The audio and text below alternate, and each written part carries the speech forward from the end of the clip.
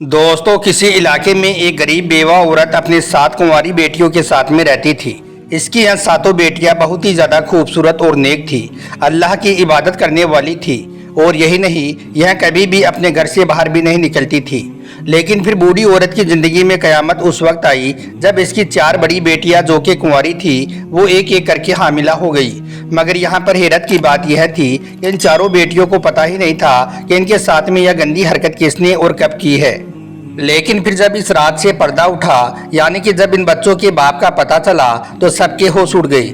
और यही नहीं, इस पूरे वाक़ये को सुनकर आप भी हैरान और परेशान रह जाओगे।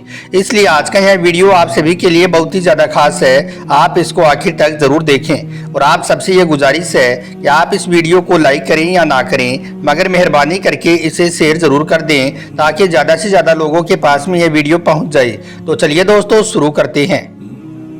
दोस्तों, इस कहानी की शुरुआत कुछ यूं होती है कि एक बार फारस के बादशाह का दरबार लगा हुआ था।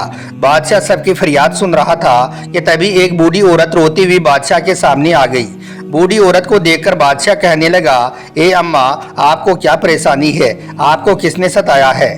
तो यह सुनकर बूढ़ी औरत ने चारों तरफ देखा और फिर रोते हुए कहने लगी, बादशाह सलामत, मेरा जो मसला है, मेरी जो परेशानी है, उसको मैं सबके सामने नहीं बता सकती हूँ। मैं सिर्फ आपको अकेले में बताऊंगी।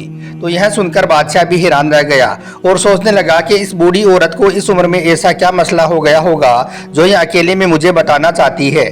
खैर, इसके बाद बादशाह ने अपने वजीर से कहा कि इस औरत को मेरे कमरे में ले आओ ताकि यह मुझे अपनी परेशानी बता सके। इसके बाद बूढ़ी औरत को बादशाह के कमरे में ले जाया गया। बादशाह ने सबको कमरे से बाहर जाने का हुक्म दे दिया। फिर बूढ़ी औरत से कहा कि ए अम्मा, आप बताएं कि आपकी परेशानी क्या है। इतना सुनते ही वो औरत रोते हुए बादशाह के कदमों में गिर पड़ी और जारों कतार रोने लगी। बादशाह यह देखकर हैरान रह गया और पूछने लगा, ए अम्मा, आप बताएं कि आपको किसने सताया है? बूढ़ी औरत रोकर कहने लगी, बादशाह सलामत, मैं एक बेवा हूँ, मेरा कोई बेटा भी नहीं है। मैं अपने घर में 7 बेटियों के साथ अकेली रहती हूँ। मैं अमीर घरों में जाकर उनके बर्तन धोती हूँ, उनके घरों में काम करती हूँ। बदले में उनका जो बचा कुचा खाना मिलता है और लाकर मैं अपनी बेटियों को खिला देती हूँ। मैं अपने घर को ऐसे ही चला रही थी और अल्लाह का शुक्र अदा कर रही थी। बादशाह सलामत, मेरी बेटियां बहुत ही ज़्यादा नेक और परहेजगार हैं। वो कभी भी घर से बाहर नहीं निकलती हैं। वो नमाज की भी पाबंद हैं और अपने सरों पर हर वक्त दुपट्टा भी रखती हैं। हमारी ज़िंदगी ऐसी हंसी खुशी गुजर रही थी। लेकिन फिर एक मर्तबा मेरी बड़ी बेटी की तबीयत खराब हो गई। मैं उसे लेकर एक हकीम के पास गई। हकीम मेरी बेटी को देखकर कहने लगा कि तुम्हारी यह बेटी तो हामिला है। यह सुनकर मेरी होश उड़ गई, क्योंकि मेरी बेटी तो कुंवारी थी, उसकी शादी नहीं हुई थी। फिर यह हामिला कैसे हो सकती है? खैर, फिर मैं अपनी बेटी को लेकर घर आ गई और घर में आकर उसे खूब मारा पीटा और उससे पूछने लगी कि बता, किसके साथ तूने यह काला मुंह किया है? बता, तेरे पेट में यह बच्चा किसका है? तो इस पर मेरी वो बेटी रोने लगी और हाथ जोड़कर कहने लगी कि अम्मा, मुझे नहीं मालूम, मैं नहीं जानती कि यह बच्चा किसका है। अम्मा, मुझ पर यकीन करो, मुझे नहीं मालूम कि यह सब कैसे हुआ है। मैंने कभी भी किसी के साथ में कोई बदकारी नहीं की है। मैं तो कभी घर से बाहर भी नहीं गई हूँ। मैंने तो आज तक किसी नामहरम से बात तक नहीं की है। बेटी की यह बातें सुनकर मुझे उस पर यकीन आ गया। मुझे पता चल चुका था कि मेरी बेटी झूठ नहीं बोल रही है। बादशाह सलामत, मैंने इस पर भी सब्र कर लिया। फिर मेरी बड़ी बेटी ने 9 महीने के बाद एक बच्चे को जन्म दे दिया। मैंने मारी मजबूरी उस बच्चे की परवरिश करनी शुरू कर दी। लेकिन फिर 2-3 महीने गुजरे कि मेरी छोटी बेटी के साथ भी यही सब हो गया, यानी कि वो भी इसी तरह से हामिला हो गई। हकीम ने बताया कि तुम्हारी यह बेटी भी हामिला है। यह सुनकर मेरे दिल को दूसरा झटका लगा। मैंने छोटी बेटी से भी इसके बारे में पूछा तो वो भी कहने लगी कि अम्मा, मुझे नहीं मालूम यह सब किसने और कब किया है।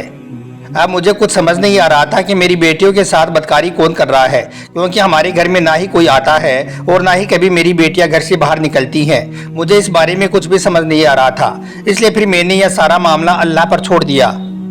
फिर एक दिन ऐसा हुआ कि मेरी दूसरी बेटी ने भी एक बच्चे को जन्म दे दिया। अब मैं उसकी भी परवरिश करने लगी। लेकिन फिर 2-3 महीने गुजरे कि मेरी तीसरी बेटी भी हामिला हो गई और फिर उसने भी एक बच्चे को जन्म दे दिया। अब यह देखकर मैं तो पागल सी हो गई, मगर मुझे कुछ भी समझ नहीं आ रहा था कि मेरी बेटियों के साथ में यह सब क्या हो रहा है। लेकिन बादशाह सलामत, अब मेरी चौथी बेटी जो कि 14 साल की है, अब वो भी हामिला हो गई है। मैं तो लुट गई हूँ, मैं तो बर्बाद हो गई हूँ। बादशाह सलामत, मुझे इंसाफ चाहिए। मुझे पता करना है कि मेरी बेटियों के साथ में यह गंदी हरकत कौन कर रहा है। बूढ़ी औरत की यह दर्द भरी दास्तान सुनकर बादशाह भी हक्का बक्का रह गया। फिर कहने लगा कि ए अम्मा, तुझे मेरे पास में उस वक्त आना चाहिए था जब तुम्हारी पहली बेटी के साथ में ऐसा हुआ था। अगर तुम उस वक्त आ जाती तो शायद तुम्हारी 3 और बेटियों के साथ में ऐसा ना होता। दोस्तों, बादशाह बहुत ही ज्यादा नेक और रहमदिल इंसान था। वो बूढ़ी औरत से कहने लगा, अम्मा अब तुम अपने घर चली जाओ। अब यह परेशानी तुम्हारी नहीं है, अब यह परेशानी मेरी है। मुझसे यह कभी भी बर्दाश्त नहीं होता है कि कोई औरत मेरी सल्तनत में इतनी दुखी और परेशान हो। फिर औरत ने खामोशी से अपने ऊपर चादर डाली और अपने घर को चली गई। इसके बाद बादशाह ने अपने वजीर को बुलाकर यह सारी बातें बताई और कहने लगा कि ए वजीर, चाहे कुछ भी हो जाए, हमें पता लगाना है कि इस औरत के घर पर कौन आता है और किस वक्त आता है। इसके बाद वजीर कहने लगा कि बादशाह सलामत, मेरे दिमाग में एक तरतीब आई है। इस पर बादशाह कहने लगा कि जल्दी बताओ तरतीब क्या है। फिर वजीर ने बादशाह के कान में कुछ कहा। बादशाह को भी वजीर की चाल पसंद आ गई और इस बात की इजाजत दे दी। इसके बाद वजीर एक बकरी को लेकर औरत के घर पर पहुंच गया। उस वक्त रात के 8 बजे थे। फिर वजीर ने उस बकरी को घर की छत पर बांध दिया और अपने 2 सिपाहियों को घर के आसपास में लगा दिया और साथ ही बूढ़ी औरत और उसकी बेटियों को सारी बातें बता दी और कहने लगा कि अब तुम सब खामोशी के साथ सो जाओ। दोस्तों, फिर जब आधी रात का वक्त हुआ तो उस वक्त बूढ़ी औरत के घर के आसपास में एक साया नजर आया। वो शख्स घर की छत से होता हुआ घर के सहन में आ गया। इधर बकरी ने जैसे ही अनजान शख्स की परछाई को देखा तो वो जोर जोर से बोलने लगी।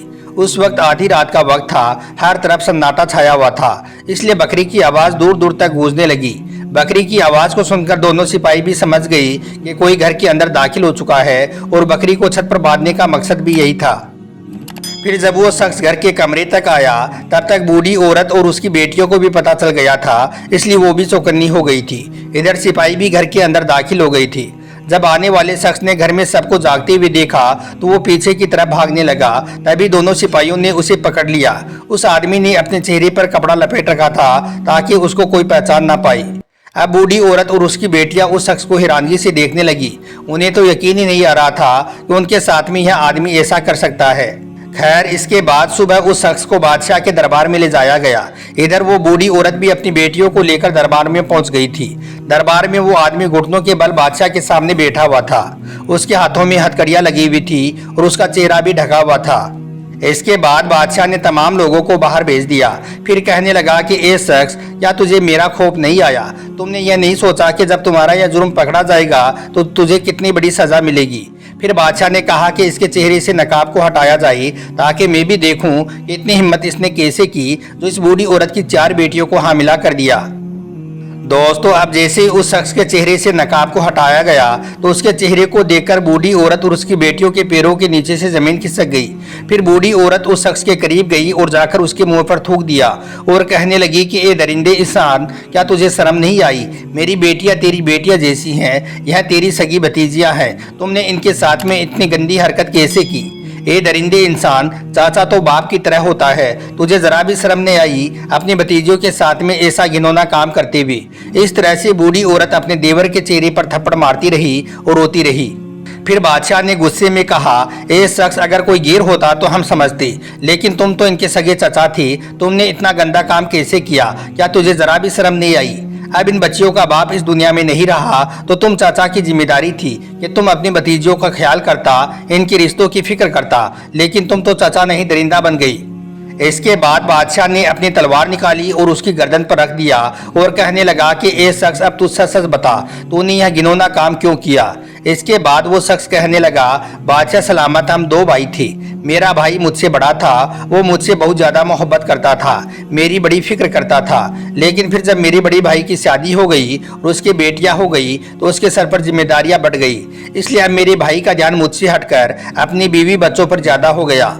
यह देखकर अब मेरे दिल में मेरे भाई के लिए नफरत पैदा हो गई और यही नहीं, साथ ही अपनी भाभी और अपनी भतीजियों से भी मैं नफरत करने लगा। फिर कुछ सालों के बाद मेरे भाई की वफात हो गई। इधर जब मेरे भाई की बड़ी बेटी जवान हुई तो वो बहुत ज़्यादा खूबसूरत थी। उसे देखकर मेरा दिल उस पर आने लगा था। मेरी नीयत में खराबी आने लगी थी। जब भी मैं उसे देखता तो मेरे दिल में गंदगी पैदा हो जाती। मेरा दिल मुझको मजबूर करने लगता। इसके बाद एक दिन मेरे दिल में शैतान पैदा हो गया। इसलिए मैं एक हकीम के पास में पहुंच गया और जाकर उससे कहने लगा कि मुझे कोई ऐसी जड़ी बूटी दो जिसको सूंघने के बाद में लोग सो जाएं और बाद में कुछ घंटों तक कोई हरकत ना कर सके।